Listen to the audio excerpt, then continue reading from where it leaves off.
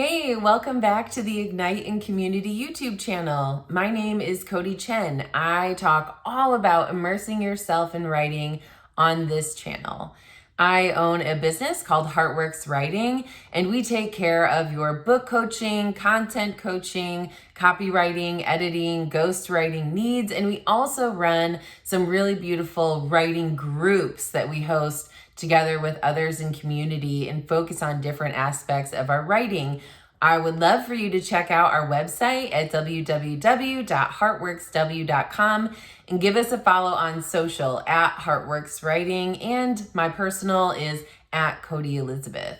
If you like this video, I would love for you to give it a thumbs up and please subscribe to the Ignite in Community YouTube channel. This month, we are still focusing on spring cleaning. And last video, I talked all about cleaning up your writing as far as the editing process goes. So if you didn't catch that, go ahead and watch that. But today, we're going to focus more on the cleaning of our mind when it comes to our art. This is getting over imposter syndrome. If you don't know what that is, it's pretty much exactly how it sounds. You feel like an imposter. You don't feel like you are worthy to either be in the room you're in with all these other incredible people. You don't feel like you have enough knowledge to be able to create a YouTube video, create a post. You get stuck in self-doubt because there's so many other amazing creators creating similar things around you, but your voice deserves to be heard. You get to create art just as much as anybody else. So today we're going to talk about identifying some thoughts that typically happen when we're starting to feel like an imposter or like we don't belong or don't get to create the art we want to create. And then how to get over it, because that is a horrible place to be stuck and no artist or person really deserves to be there. But it happens to pretty much everyone I've talked to, including myself. And this is just ways to be able to identify when it's happening and then scoop yourself out of that process. And then maybe later you can help someone else do the same. So I hope that you find this really helpful. First off, in order to identify when we might be slipping into these patterns of self-doubt and feeling like an imposter, some thoughts that might cross your mind are, you feel like you got lucky, even though you worked very hard on your project. Say you wrote a book and it got picked up, but you're just like, oh, it's my first book. I've not really done this before. Like, I don't really know that I can do this. And I just got lucky. Everyone else contributed to this. It's not anything having to do with my hard work. That's crap. So that is a signal for your brain when you start to think things like that you're slipping into a bad headspace. It's untrue. You have worked hard, and most likely you know that you've worked hard, even though inside you feel like, oh, I could have done so much more. It could have been so much better. A lot of times you will find the fear of failure paralyzing. And it'll be hard to make a decision one way or another, or complete your project, start your project, continue on with your project. This can pop up like anywhere in the artistic process. So beware of those thoughts. When you find yourself apologizing when you didn't do anything wrong, that is another clear sign that there's something not correct in your body that's happening, like you're feeding yourself lies. Also, you're constantly convinced and probably convince others that you're not enough. Like it's not good enough, you don't know enough, you don't have enough degrees, like all of those things. Also, you hold yourself to an impossibly high standard, more than you do probably anyone else in your life.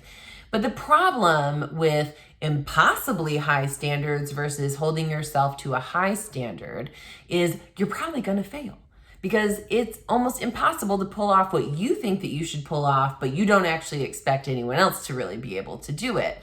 Just catch these thought patterns that are starting to circulate in your head so you're able to catch them faster. Now, as I said before, and I want to reiterate this, You get to create art, whatever that looks like, however that looks like, right? That's it. You get to, period. When it comes to artistic expression, you want to make a movie, you want to write a book, you want to start a blog, right? All of this stuff, you want to paint a mural. All of this stuff is available to you.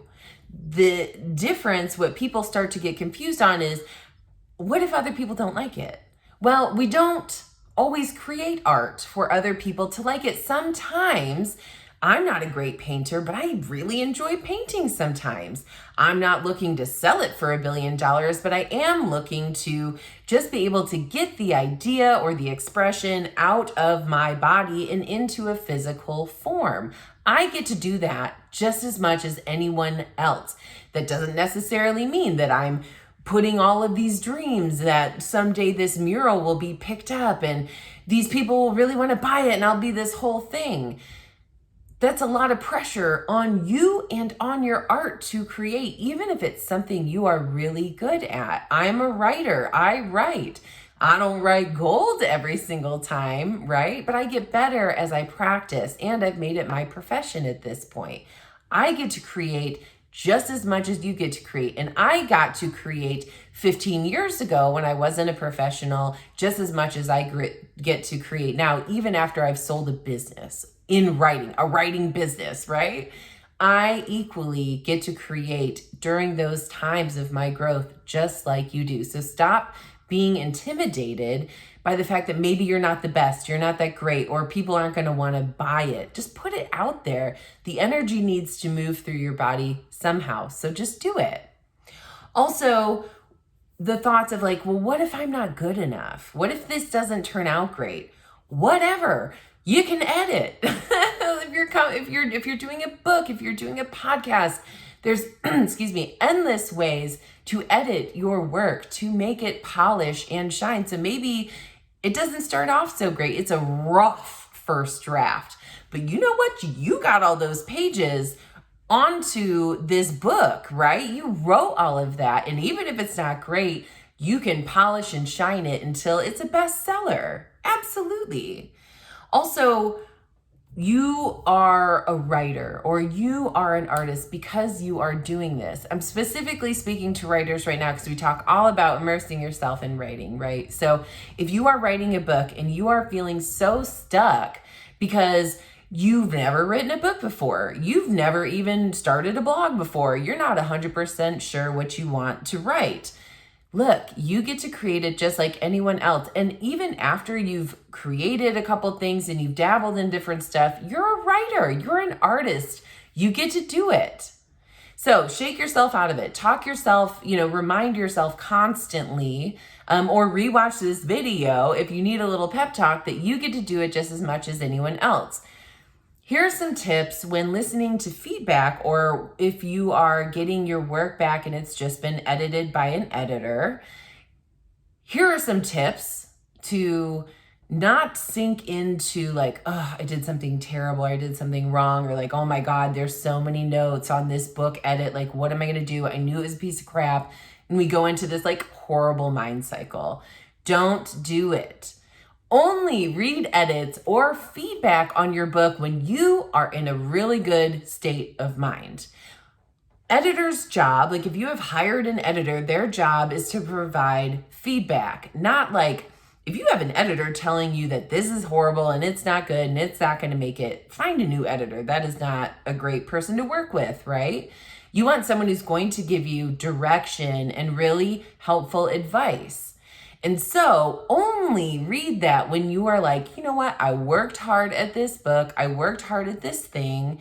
And now I know because I've spent my money and I hired an editor that I know it's not perfect and I'm ready to hear how I can make this better.